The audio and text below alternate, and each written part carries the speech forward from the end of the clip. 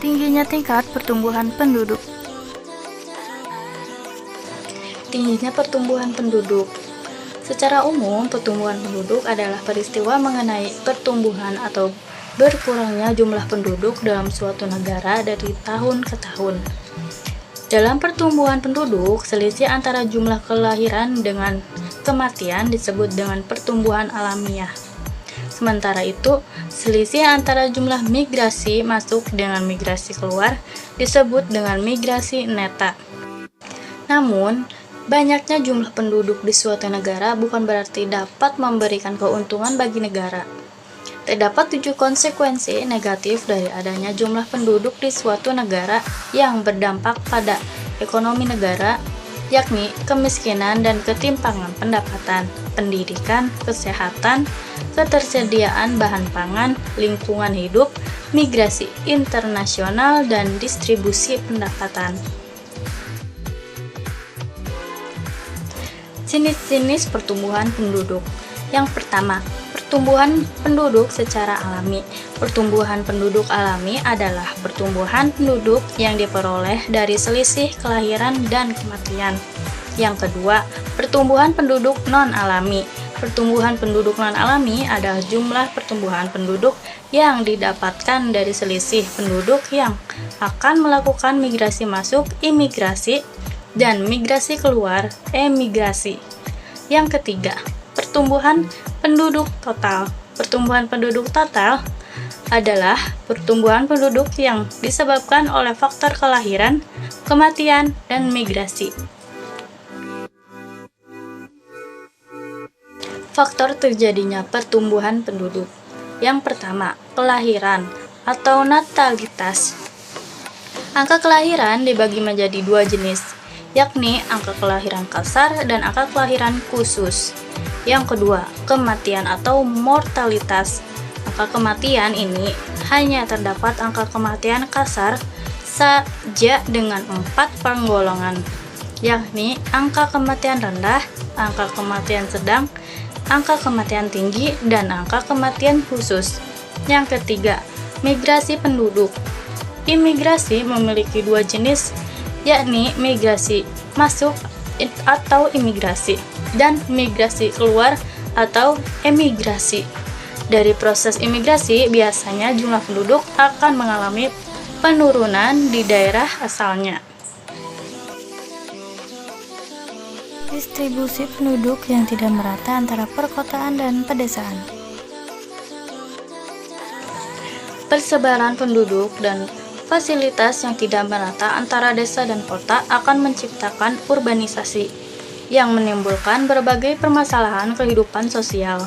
Salah satu program pemerintah Republik Indonesia untuk mengatasi permasalahan tersebut adalah Program Nasional Pemberdayaan Masyarakat. Urbanisasi dilakukan oleh penduduk desa untuk pemenuhan kebutuhan atau peningkatan kualitas hidup mereka. Sebagian besar penduduk yang melakukan urbanisasi tidak memiliki keahlian yang dibutuhkan di wilayah perkotaan, sehingga berpotensi menimbulkan masalah di kota seperti meningkatkan jumlah tunawisma, pengangguran, dan angka kriminalitas.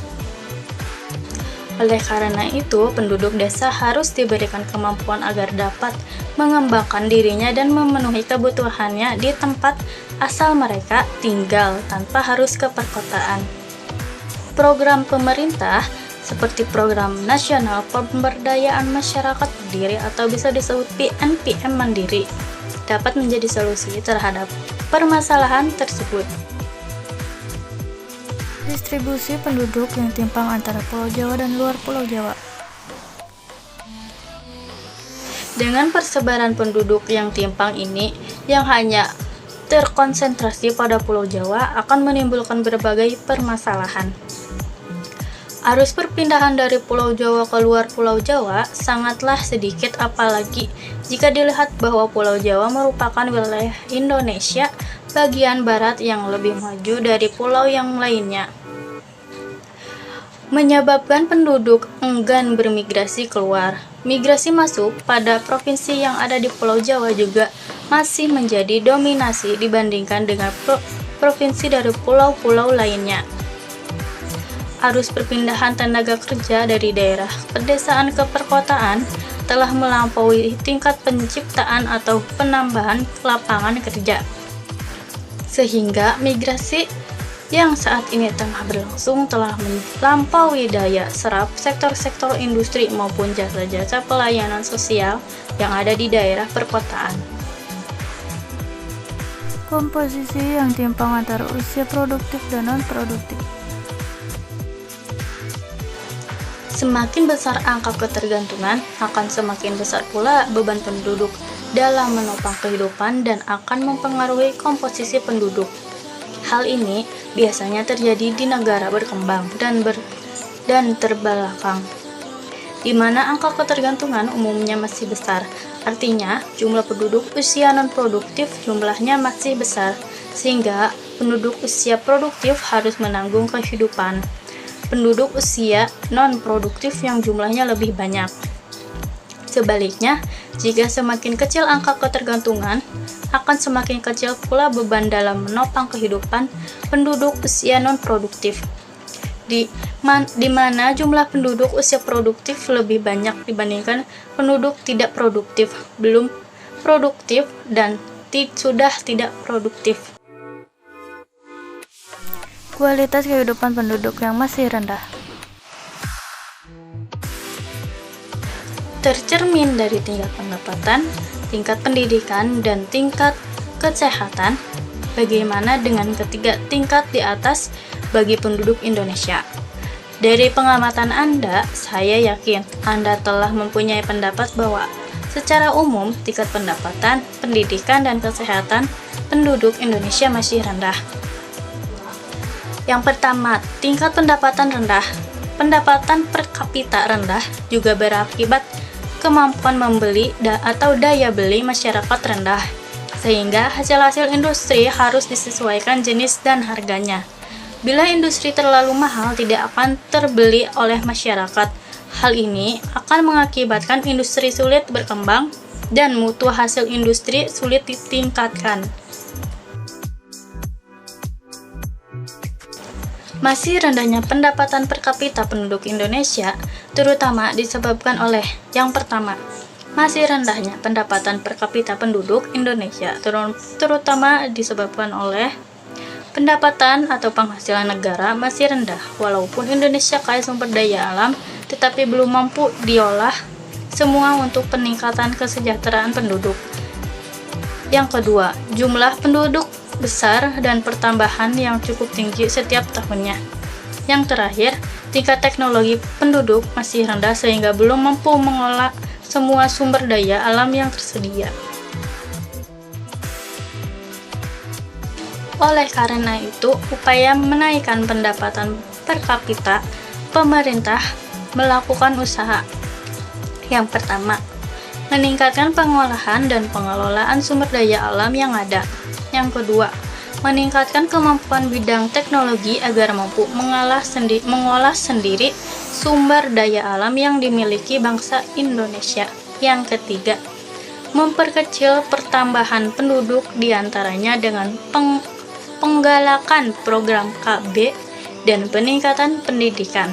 Yang keempat, memperbanyak hasil produksi baik produksi pertanian, pertambangan, perindustrian, perdagangan maupun fasilitas jasa atau pelayanan. Yang kelima, memperluas lapangan kerja agar jumlah pengangguran tiap tahun selalu berkurang.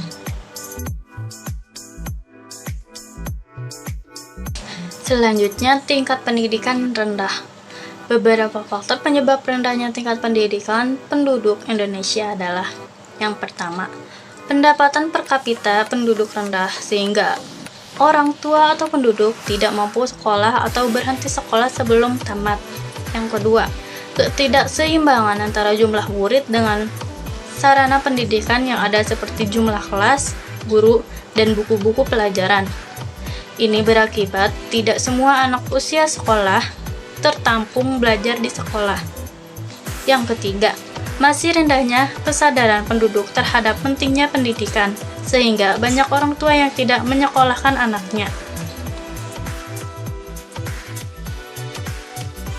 Usaha-usaha pemerintah untuk meningkatkan pendidikan di Indonesia yaitu menambah jumlah sekolah dari tingkat SD sampai dengan perguruan tinggi, menambah jumlah guru atau tenaga pendidikan di semua jenjang pendidikan, pelaksanaan program wajib belajar pendidikan dasar 9 tahun yang telah dimulai tahun ajaran 1994 atau 1995. Pemberian beasiswa kepada pelajar dari keluarga tidak mampu tetapi berprestasi di sekolahnya. Membangun perpustakaan dan laboratorium di sekolah-sekolah. Menambah sarana pendidikan seperti alat keterampilan dan olahraga. Meningkatkan pengetahuan para pendidik, guru atau dosen dengan penataran dan pelatihan. Penyempurnaan kurikulum sekolah dalam rangka peningkatan mutu pendidikan. Menggalakkan partisipasi pihak swasta untuk mendirikan lembaga pendidikan dan keterampilan. Selanjutnya, tingkat kesehatan rendah. Faktor-faktor yang dapat menggambarkan masih rendahnya tingkat kesehatan di Indonesia adalah: yang pertama, banyaknya lingkungan yang kurang sehat. Yang kedua, penyakit menular sering terjangkit. Yang ketiga, gejala kekurangan gizi sering dialami penduduk. Yang terakhir, angka kematian bayi tahun 1980 sebesar 108 per 1000 bayi dan tahun 1990 sebesar 71 per 1000 kelahiran bayi. Usaha-usaha pemerintah untuk meningkatkan kualitas kesehatan penduduk adalah yaitu melaksanakan program perbaikan gizi, perbaikan lingkungan hidup dengan cara mengubah perilaku sehat penduduk serta melengkapi sarana dan prasarana kesehatan, penambahan jumlah tenaga medis seperti dokter, bidan, dan perawat, pencegahan dan pemberantasan penyakit menular, pembangunan puskesmas dan rumah sakit, pemberian penyuluhan kesehatan kepada masyarakat, penyediaan air bersih, pembentukan posyandu atau pos pelayanan terpadu. Kegiatan posyandu meliputi penimbangan bayi secara berkala, imunisasi bayi atau balita, pemberian makanan tambahan, penggunaan garam oralit, keluarga berencana, peningkatan pendapatan wanita.